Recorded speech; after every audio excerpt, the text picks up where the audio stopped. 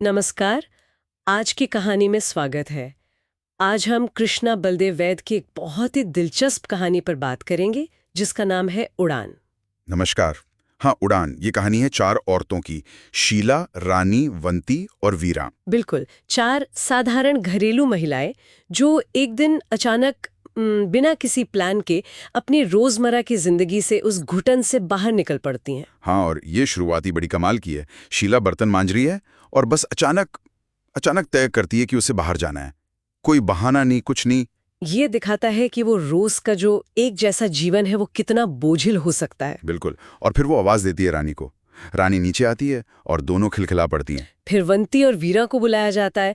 कोई नहा रही थी, कोई आटा गूंद रही थी, और सब छोड़ छाड़ के वैसे ही चली आती है तुरंत। ये उनकी आपसी बॉन्डिंग भी दिखाता है और शायद उस माहौल से निकलने की एक सामूहिक इच्छा। हाँ, और वो जो बच्चों की तरह हंसना चिल्लाना शुरू कर देती हैं हाथे में। मालकिन भले ही गुस्सा हो रही हो पर उन्हें कोई परवाह नहीं। वो एक तरह से अपनी सारी जिम्मेदारियां, सारे बंधन उसी वक्त पीछे छोड़ देती हैं। जैसे शीला राख लगे हाथ धोती है, रानी झाड़ू फेंकती है, वीरान चूल्हे में पानी डाल देती है, वीरान झूठे बर्तनों को देखती भी नहीं, वो सब अधूरा छोड़कर। हाँ, कमरों पर ताला लगाती हैं और अहाते से बाहर मलकिन देखती रह जाती है। ये बाहर निकलना ही अपने आप में एक उड़ान की शुरुआत है। वो बंद माहौल पीछे छूट गया। और सड़क पर आते ही उनका अंदाज एकदम बदल जाता है। बच्चों की तरह भागना, रानी का वो दुपट्टा कमर पर बांधना, चोटी को पगड़ी जैसा लपेटना, वो सारी दबी हुई शरारतें जैसे बाहर आ रही हों। कहाँ जाना है ये भी तय नहीं, बस निकल पड़े हैं। फिर वो सब्जी मंडी से ट्राम पकड़ने का सोचते हैं। ट्राम वाला हिस्सा भी बड़ा मजेदार है। हाँ, शीला की कंडक्टर से वो मजाकिया बातें। और रानी का खुद को रानी बताना, और फिर वो बैलेंस बिगड़ना और एक बूढ़े की गोद में गिर पड़ना। हाँ, हाँ, हाँ। और लोगों की प्रतिक्रियाएं, हाँ। कोई हंस रहा है, वो बूढ़ा बेचारा बगले झांक रहा है, कंडक्टर को गुस्सा आ रहा है, दूसरे यात्री कुछ न कुछ बोल रहे हैं। ये दिखाता है कि उनका ये व्यवहार कितना अनपेक्षित था उस माहौल में। बिल्कुल।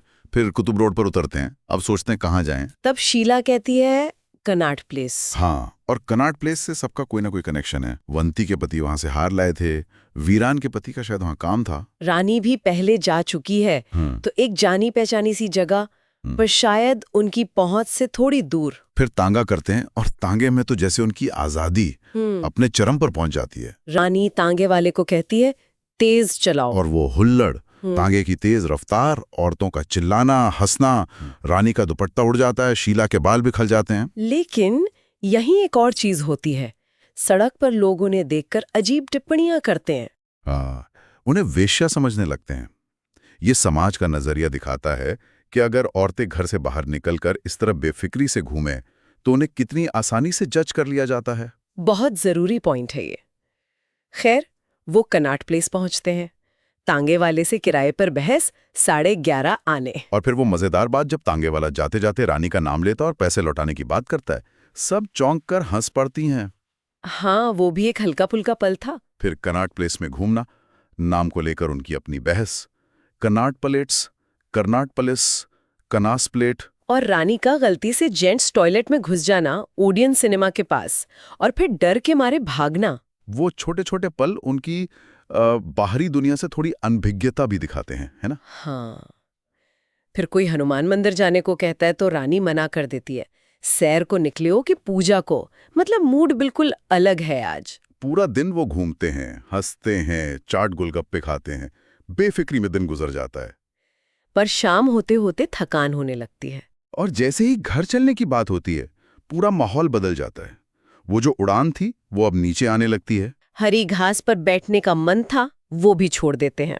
और वापस में बातें फिर से वही, घरेलू चिंताएं, रात को क्या पकेगा, पड़ोसियों की बातें, पैसों का हिसाब किताब, वो दुनिया उन्हें वापस खींच लेती है। उनकी चाल तेज हो जाती है। घर की तरफ बढ़ते हुए अंधेरा घिराता है और गली के पास पहुंचते पहुंचते वो दिन भर की छोटी सी आजादी जैसे खत्म हो जाती है। तो ये कहानी, ये छोटी सी उड़ान उन औरतों के जीवन की एक बहुत ही मार्मिक झलक है। वो रोज की घुटन, फिर आजादी की एक तेज लेकिन क्षणिक इच्छा, समाज का नजरिया, और फिर वापस उसी ढर्रे पर लौटना। बिल्कुल, चंद घंटे, लेकिन शायद ताजी हवा के झोंके जैसे। हाँ, भले ही वो जानती हो कि ये हमेशा के लिए नहीं है। तो ये थी कृष्णा बलदेव वैद की कहानी उड़ान।